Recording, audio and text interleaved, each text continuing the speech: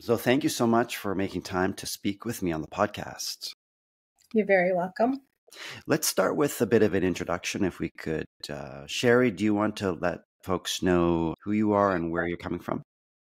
I am Sherry Shepherd, and I live in the Annapolis Valley of Nova Scotia, Canada. I've had MCS diagnosed since 1997.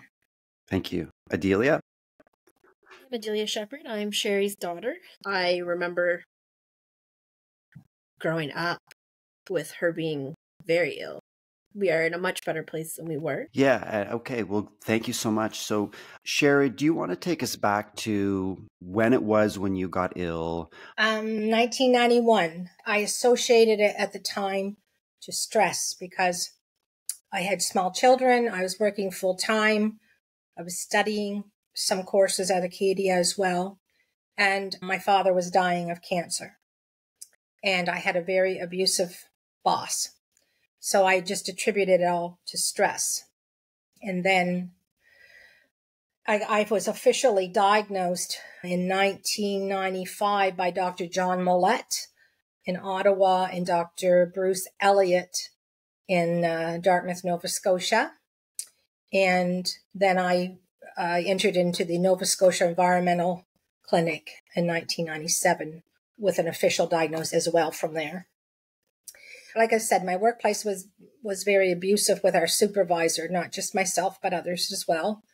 And you think it's stress, so you think there's a lot of hormonal stuff happening, but it wasn't. It was actually a mold in the building. I would bleed for no unknown reason at that time. And I was extremely exhausted and sore throats, headaches. And I was trying to truck through, not missing any time. I'd go to work sick because, again, the supervisor wasn't very kind. And so I went to the naturopathic doctor in 91, and she started treating me with natural medicine for my system, toxic system, etc. I was fortunate. My family doctor was the AIDS doctor for the Annapolis Valley, and he had done a lot of blood work that kept coming back normal. And he said to me, I know you're sick, because he'd known me since I was 15. So then he referred me to Dr. Bruce Elliott, who was the provincial AIDS doctor at the time. He's now passed, but I went to him and he knew right away what it was. So then the real technical journey began because I had to deal with a supervisor who wouldn't believe there might be something wrong with her building. And so the health and safety officer became involved. And so he took all of our symptoms of all of us in the building. Many of us had symptoms. And he had us write them down. And then he did the testing for the molds. And the testing came back with a lot of molds in our building. It was an old house. So then he took those results to Dr. Daryl Grund, who was a biologist. He's now passed as well, but he was a biologist in the biology department at Acadia who specialized in molds. And he gave him the symptoms we were all having, including me with my bleeding for no reason. And he said, all of these symptoms are from these molds. He knew it. And he said, and more can be caused from these molds. So that then I had to do a work refusal based on what we had as proof, because my supervisor wouldn't listen to the health and safety officer. And so then I did the work refusal, and things, they did do some renovations to the building to try to correct it. But by that point, I was too ill and I had to go off work. And Dr. Elliott referred me to Dr. Mollett in Ottawa, John Mollett. And he was capable of doing injection testing so that you could not say it was psychological, because I didn't know what I was being injected with, and nor did his nurse. It was he who knew. And so it's called double-blind testing. And that testing confirmed again, and he explained to me what I had. He explained to me that, my immune system would always be low. I just had to strengthen what I had left. So the diagnosis was multiple chemical sensitivity. multiple chemical Yeah. sensitivity. I also was diagnosed with chronic fatigue syndrome at that time. So, Okay. and I have Epstein-Barr. I would attribute that back to my grade 9 year when I had what we thought was mono, Okay. which is in the same family. But my blood work does show Epstein-Barr virus. And I how carry old were you, that. Adelia, at the time? I believe you said you were 7. And what were you seeing at home? I was scared. I saw a mom who had no energy. She couldn't do the things that we were accustomed to doing. We weren't going out and playing anymore. We weren't planning vacations anymore. I was staying more and more at my grandmother's house. We lived there during the week to go to school because my parents worked full time, but it was beginning to be like weekends we weren't going home. They would still come down and see us because they always came down to my grandmother's, but it would be for short stints of time. So they'd come when mom was feeling like she could get up and get out of bed. There was a lot of times that she stayed in bed all weekend and we only saw my dad. And, he would just say, Mommy's not feeling good today. She wasn't able to come. She'll see you next time. And we just said, okay. But it was hard. It was Yeah. scary. You see somebody who is literally a vibrant, fun person who was full of life, who loved to sing and play with us and do all kinds of things with us. And it just stopped. It just stopped. Yeah. Was there anything in particular that stands out for you about things that were challenging to do together? We weren't able to do Christmas concerts together. She couldn't go to our Christmas concerts. She had to carry oxygen with her at all times. I remember, we never went to a craft fair until I was in my 30s. We didn't do anything. Vacations were very much, if we were going on a vacation, she did a sniff test of the hotel room. And if she couldn't stand it, we didn't stay. I don't have a lot of memories growing up where mom was present for all the fun things. And Adelia, it sounds like you're also, from a very early age, understanding that your mom was ill, and you were really had a lot of compassion as a young person. But did you have any mixed feelings? I had anger. I was angry. There's no doubt. I had a lot of anger. I was sad. And in that mix I was scared. There was all kinds of fear because as a kid, you don't know. I didn't know if I was waking up one morning and my mom was going to be dead. I didn't know if I was going to go to school one day and halfway through my day get a phone call from somebody saying, hey, you have to come home. We have some bad news. Or if my dad was to come pick me up. It was constant fear. Sherry, do you happen to remember how you explained multiple chemical sensitivity to your children when they were young? Well, I didn't go into great detail because I was learning myself at the time, but I remember explaining to them that some people have allergies and like to grass and that kind of stuff. And that for me, it was perfumes or the diesel. If I got behind a diesel vehicle, diesel could enrage me. It changed my whole personality. So I would try to explain things in the simple ways to them. And I talked to them about how toxic these things were, but I didn't talk to them a lot about the death because as any parent, you want to live for your kids. But I knew I wasn't going to if I didn't figure out what was wrong with me. I lost all the pigment in my skin. I was gray. I was bleeding for no reason. And I had no energy. My husband would have to help me get up on a Saturday morning to shower because I couldn't get to a shower on my own. When you recall when you first got ill and got a diagnosis and recognized how to stay safer and healthy, were there adjustments you had to make at home in terms of? Yes. Well, our house overall was pretty good, but I knew I had to have better because I had to have better air quality. And where we lived in New Minas is a high traffic area. So we knew we had to move. And going to the clinic, I made the connections to people who could build me an Enviro home. So my house is an Enviro home designed for me. And we moved up onto the North Mountain, which is where my husband's family's from. And I'm near the Bay of Fundy. So the salt water actually was helpful. One of the things we did notice if we came up to the Bay area, the salt water helped my breathing. So we moved here in Mm. 1998. Adelia, if you remember, do you remember when you were younger? I'm imagining if it's anything like our house, when our kids come home, they're straight into the bath or the shower. We don't use any scented products, and there may come a time when they may want to or paint. I mean, my daughter uses natural nail polish and stickers, but Yeah. I think there's always some kind of tension. There can be tension with younger people about these sort of things, adjustments that need to be made. Do you recall anything specific, Adelia, back when you were younger? I wanted to be able to be like every normal teen, and Mom acknowledged that.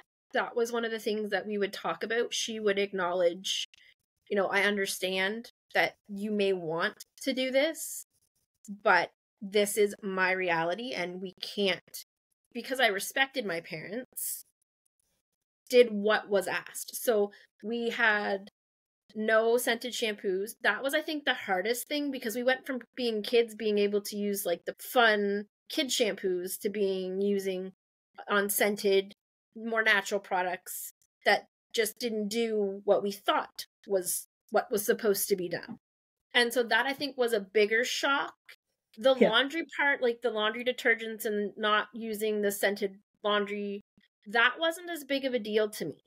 But I remember as a teenager going to parties with my friends, and the one thing I will say about my parents was it was very much open with my friends. Like, we weren't asked to keep anything a secret in regards to my mom's illness. So whatever questions my friends had about why they couldn't come to my house if they were wearing scented products or scented laundry detergent, my mom would answer.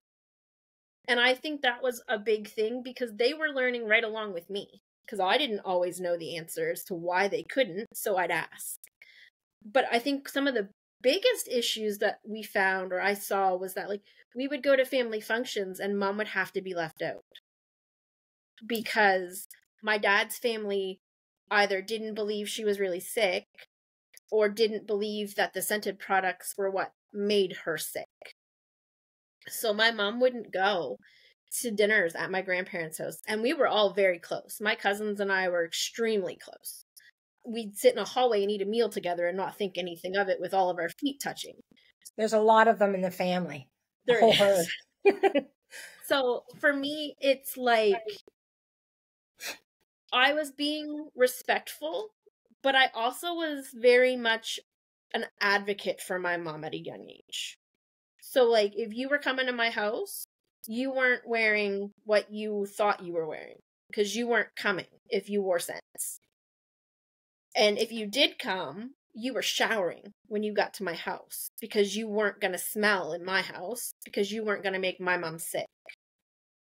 And I think that was one of the big things I remember. I wasn't easygoing about it. I was very much, you're not making my mom sick. Like, I'm not doing this again. Like, I'm done. So I had a lot of friends that chose not to come over. But the friends that did come over were very respectful about it. Yeah, that was something I wanted to ask you about, Sherry. How do you respond when you hear Adelia reflect on some of the challenges of when you had your illness when she was a girl? I understand the feeling of missing out. I can empathize. For an example, her school dances. I couldn't chaperone a school dance, or what they were going off to do something special. Our son, he started the pink movement, the anti-bullying movement. He received a really big award. I had to have oxygen. I had, and I couldn't stay the whole ceremony. I had to wait outside.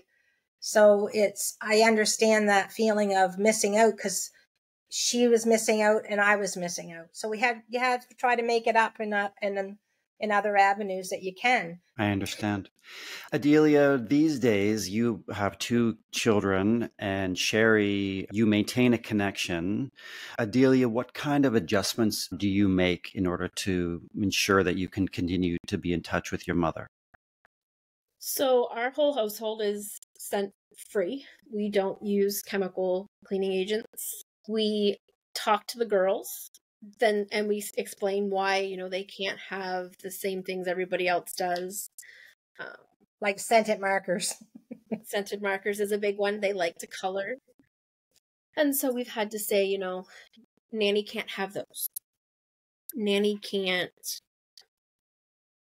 deal with the scent, and we don't want to make Nanny sick again because it's not fun. We want fun Nanny, not unhappy Nanny. And that's the easiest way to explain it. And I've had to push a little harder back at the daycare. They like to put whatever they want for sunscreen on my kids. And I've had to push back this year and say, no, you're going to use unscented sunscreen, period. Like, we're not putting sunscreen on that smells. If you can't put the unscented sunscreen on, then we're going to have a problem and she's just not going to wear any. And they didn't like that. They did agree to put on the sunscreen that we were able to provide, that we were able to find that was unscented. You know, the girls are asking now, or starting to ask, because some of the girls at school, their parents are putting little dabs of scents on them so that they smell better because they want to smell good or they want to smell like flowers. And, you know, I'll say to Caitlin, we're not doing that because we don't know who we are going to come in contact with that might be allergic to scents. And so we're going to respect everybody like we respect Nanny and just not wear them. It's one of my pet peeves is hospitals, how scented they are. But this one particular test I had to do, I think it was for my serotonin, and I had to have it at 8 o'clock in the morning. And I was there, and the security guard went by me. My mother-in-law went with me, and the security guard went by me, and I said to Eileen, my mother-in-law, oh no, this isn't going to be good because my veins are closing off. I can feel it. I get pinching in my body, in my veins, and it's painful. And I said, because whatever she's wearing, that security guard's wearing, is certainly impacting me. Then they called my name to go in for my blood work, and I sat down, and they do what they normally do, and he couldn't get any blood. And then he tried my other arm, and he couldn't get any blood. And I said, do you need me to go outside? Because I've been exposed to perfume, and it pinches. It's like someone's in there pinching my veins off, and it's very painful. And anyways, he said he had to move me on. I guess it was policy or whatever. He can only poke me twice. And I said, well, is so-and-so in the lab today? Because she's used to my veins. And she was, thank goodness. And she did my blood, the first needle she poked me with. So this is my third poke, no blood. And so they changed over to a butterfly is what they called it. And she only got enough in the bottom of that tube to be able to run my tests. There was no extra blood. And she went down and said to Adelia, I fully now understand what your mother's talking about. Yeah. And Adelia, you mentioned that you continue to advocate for your mom. Yes. I have had many conversations with my supervisor within the hospital and have asked them to bring up the fact that staff should not be wearing perfume because we have members of the public who are scent sensitive. She said, well, there's nothing we can do. We can't force people to be, not wearing scents. And I said, well, that's not true because we have a scent-free policy. You can enforce the scent-free policy, especially when it negates the ability to care for our patients. When you're harming your patients, we need to change things. Well, it sounds like a good place to end this conversation. It's been really interesting, and I think it'll be of real interest to a lot of listeners. So thank you so much. You're very welcome. Anytime. It's a life-changing, a life-altering condition. I wish I could say it was all in our heads because it would make life so much easier because they could have a pill for that. But it's not. And so you have to learn to find the positive of the condition. Like if you have cancer, you have to find the positive if you want to keep going. And I always say never give up.